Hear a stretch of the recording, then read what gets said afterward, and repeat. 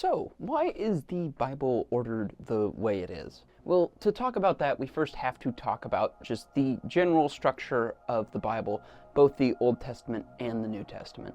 See, the Old Testament starts out with the Torah, or the 5 books of Moses. These books provide a little bit of historical context to the creation of Israel, but then they also really drive home the idea of what are Israel's laws, what are the things that God wants out of them, and establish the Old Covenant, which Israel will go on to preserve for thousands of years.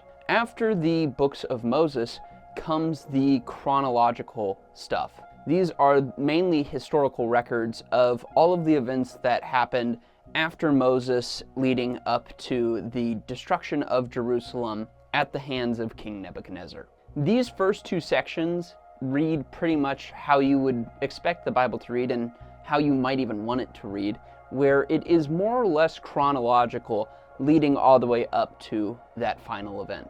But after that, that's when things start to get a little wonky, because then we jump in genre and in time to some of the more literary books, such as Job, which is considered to be a poem and isn't quite certain on its historical accuracy. There very well may have been a guy named Job, but it is written poetically. Then from there we go to Psalms, Proverbs, the Song of Solomon. All of these are literary works, poetry, music, etc., which don't really have a strong place in time to be inserted in our chronology.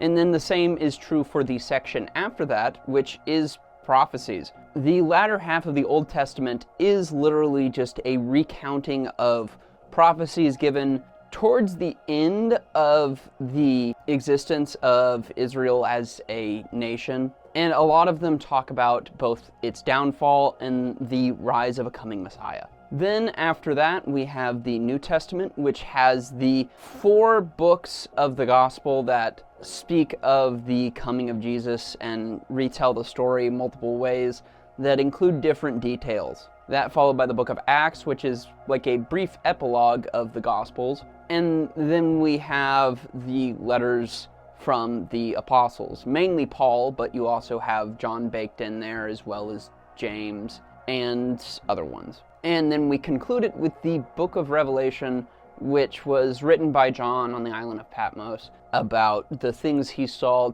to come in the future. Now to the original question, why is the Bible ordered this way? Unfortunately, that question will have to be answered tomorrow, so subscribe and take care.